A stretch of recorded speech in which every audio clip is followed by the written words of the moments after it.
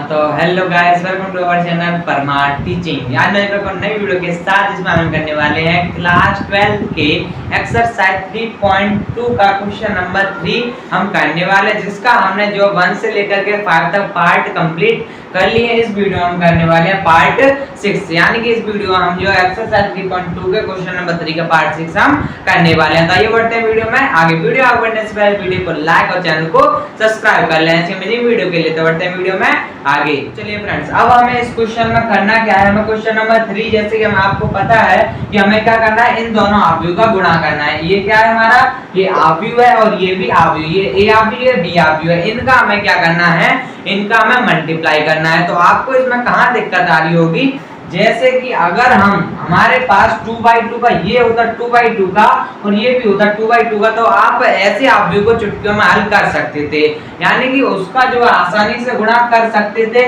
लेकिन इस प्रकार के आव्यूह में आपको ये कंफ्यूजन हो रहा होगा कि किस रो का किस कॉलम में करना है और किस कॉलम का किस रो में इंटू करना है और किस आव्यूह का किससे करना है। तो आइए बढ़ते हैं वीडियो में आगे, सब जानकारी मिलेगी, बस वीडियो में आगे बने रहिए एंड तक। तो आइए बढ़ते हैं वीडियो में आगे।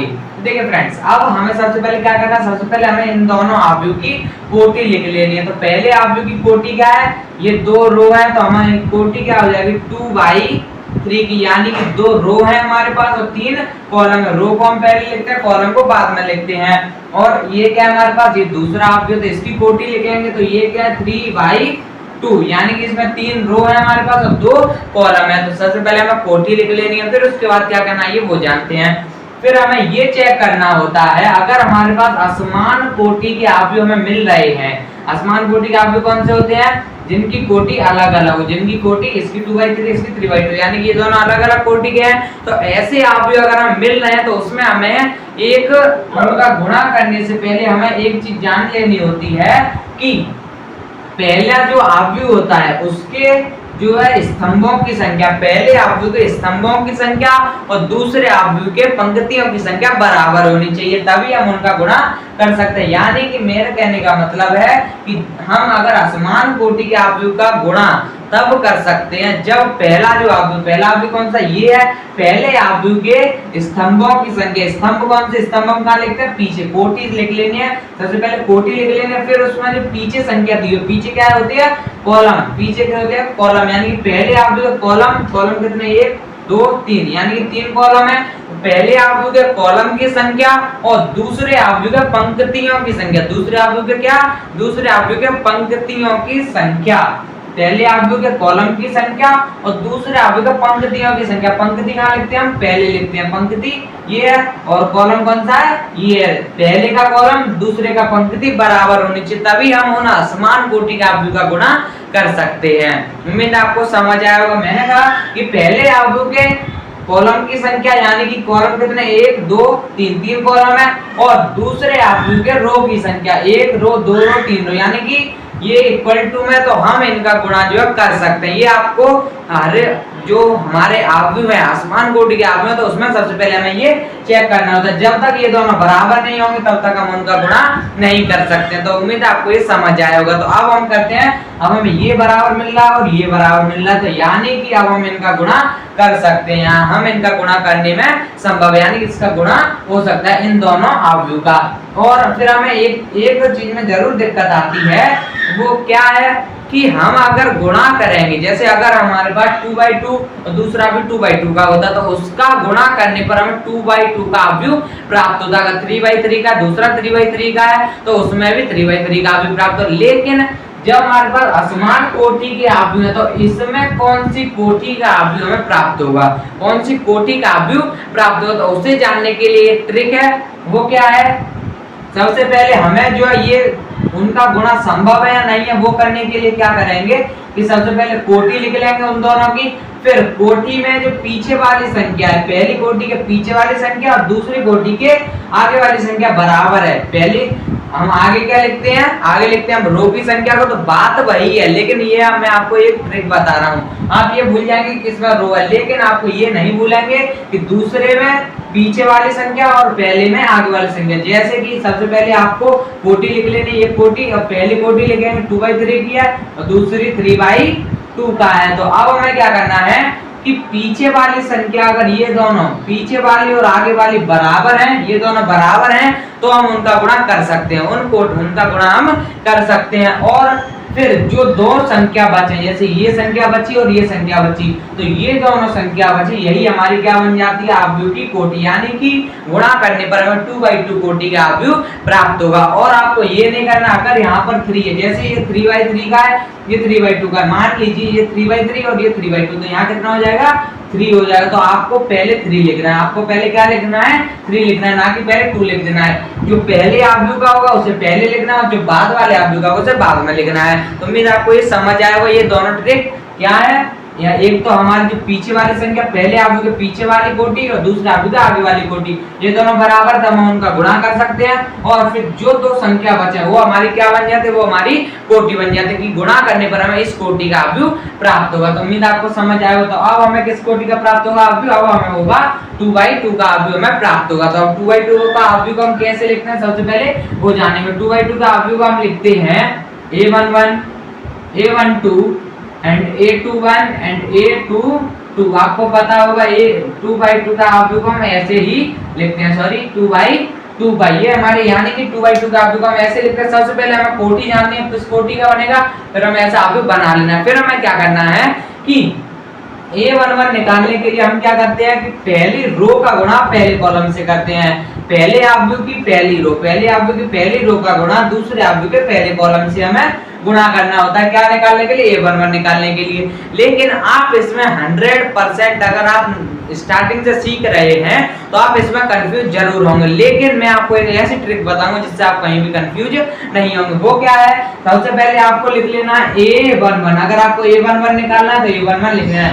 ये अभी आप पहले ये लिख के कीजिएगा, फिर आपके दिमाग में बैठ जाएगा और फिर आप इसे दिमाग में सॉल्व कर सकते हैं। वो क्या है, सबसे पहले a11 निकालना है, तो जो हमारा पहला 1 होता है वो दर्शाता है हमारे पहले आव्यूह को। ये एक ट्रिक है, जो पहला 1 होता है वो दर्शाता है पहले आव्यूह को, पहले आव्यूह की रो को, पहले आव्यूह की रो को, यानी कि पहला आव्यूह हमने ए मान लिया, ऐसे इसे डी मान लिया, यानी पहला आव्यूह ए है तो दूसरा आव्यूह यानी कि दूसरा मैट्रिक्स क्या है, बी है। तो जो आगे वाली 1 है, आगे वाला 1 है, यानी कि आगे वाली कोई भी संख्या हो सकती है, तो आगे वाली संख्या वो दर्शाती है पहले आव्यूह को, और पहले आव्यूह के रो को दर्शाती है। पहले आव्यूह के किसको, पहले आव्यूह के रो को, यानी कि रो ये दोनों है, यानी कि इसको दर्शाते हैं पहले आव्यूह के रो को। और जो पीछे वाली संख्या लिखी होती है, पीछे वाली संख्या दूसरे आव्यूह के कॉलम को दर्शाते हैं। ये आपको मानना है, दूसरे आव्यूह के ये आपको मान के चलना है कि ये एक ट्रिक है। अब अगर यहाँ पर 1 है, आगे वाली संख्या 1 है, तो यहाँ पर R1 कर देंगे, और पीछे वाली संख्या 1 है तो यहाँ C1 कर देंगे।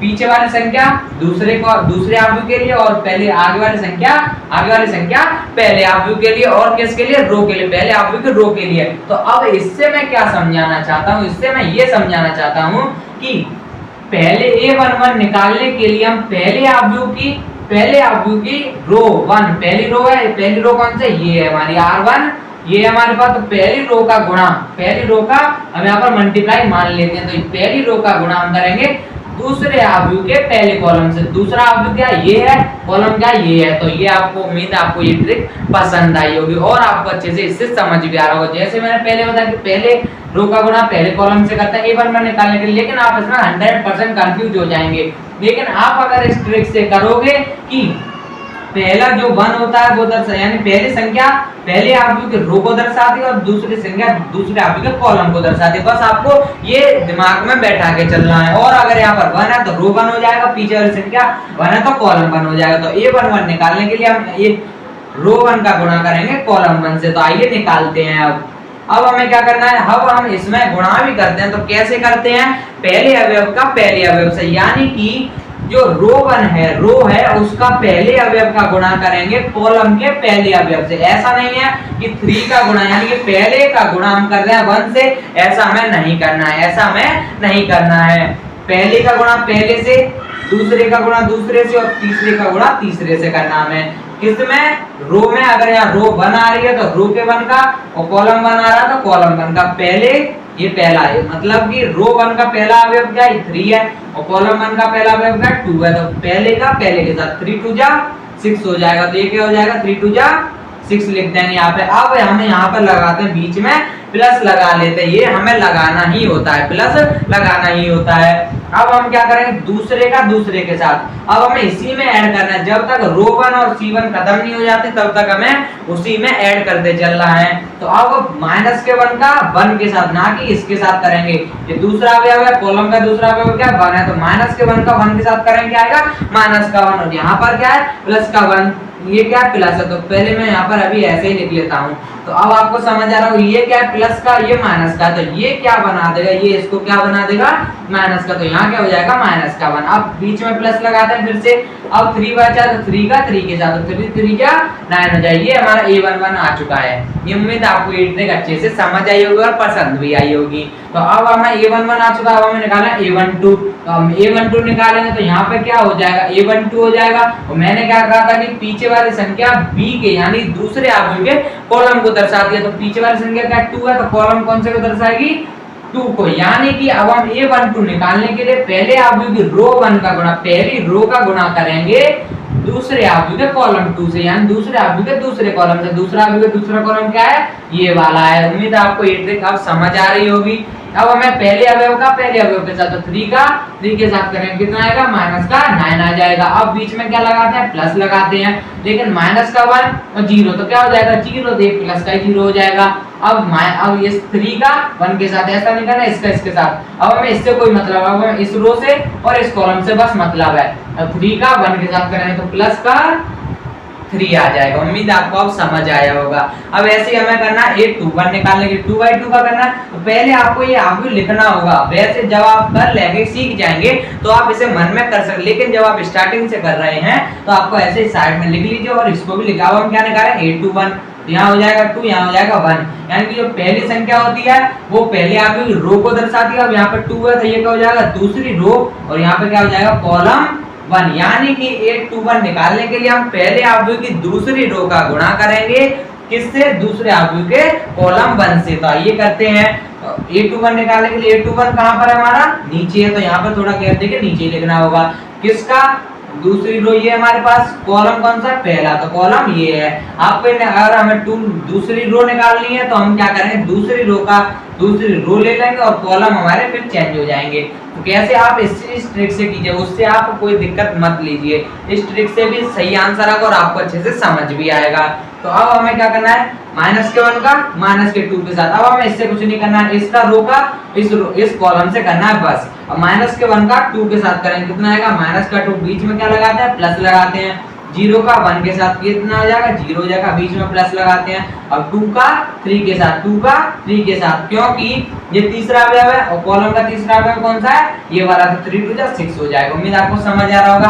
अब हमें क्या निकालना है A22 निकालना है, और A22 रहेगा तभी हमारा 2/2 का अवयव बनेगा। तो यहाँ पे हो जाएगा 2 एंड यहाँ पर भी हो जाएगा 2, यानी कि A22 निकालने के लिए हम पहले अवयव की दूसरी रो का गुणा करेंगे दूसरे अवयव के दूसरे कॉलम से। तो यानी कि इसका गुणा करना है हमें इस वाले कॉलम के साथ, तो पहले अवयव का पहले अवयव के साथ माइनस का 1 और माइनस में प्लस हो जाएगा 1 का ये क्या हो जाएगा 3 हो जाएगा। बीच में क्या लगाते हैं प्लस लगा लेते हैं। 0 का 0 के साथ 0 ही हो जाएगा, बीच में प्लस लगा लेते हैं। 2 का 1 के साथ, तो ये कितना हो जाएगा 2। ये हमारा अवयव आ चुका है, ये हमने क्या कर लिया है इनटू कर लिया। अगर आपने ये निकालना सीख लिया कि किस रो का गुणा किस कॉलम में करना है, तो आप अवयव का गुणा चुटकियों में हल कर सकते हैं, आपको कहीं भी दिक्कत नहीं आएगी। और वो निकालने के लिए मैंने आपको ट्रिक तो बता ही दी है, तो किस बात की दिक्कत है। तो आइए इसको भी आप सॉल्व कर लेते हैं पूरा। इसे सॉल्व करेंगे तो क्या हो जाएगा, बस इसे हमें क्या करना है सॉल्व कर लेना है। ये हमारा अवयव आ चुका है 2/2 का, A11 है, ये A12 है, ये A21 है, ये A22 है। तो हमें पहले अवयव लिखना है, फिर हम उसके अवयवों को ऐसे लिख के पहला जो अवयव है वो दर्शाता है पहले अवयव की रो को, और जो दूसरा अवयव है वो दर्शाता है दूसरे अवयव के कॉलम को, यानी कि जो दूसरी संख्या है वो। अब हमें क्या करना है इसको सॉल्व करना है। तो 9 और 6 कितना हो जाएगा 15, ये प्लस प्लस के तो प्लस हो जाएगा। 9 6 15 और 15 माइनस 1 कितना हो जाएगा 14 हो जाएगा। माइनस का 9 प्लस का 3 कितना हो जाएगा माइनस का 6 हो जाएगा। माइनस का 2 और प्लस का 6 तो कितना बचेगा 4 बचेगा। 3 और 2 कितना हो जाएगा 5 हो जाएगा। ये हमें 2/2 का अवयव प्राप्त हो चुका है। 2/2 का हमें ये अवयव प्राप्त हो चुका है, यानी कि जब हम इसका मल्टीप्लाई करेंगे तो हमें जो अवयव प्राप्त होगा वो 2/2 का होगा, जो कि हमने इस ट्रिक से निकाला।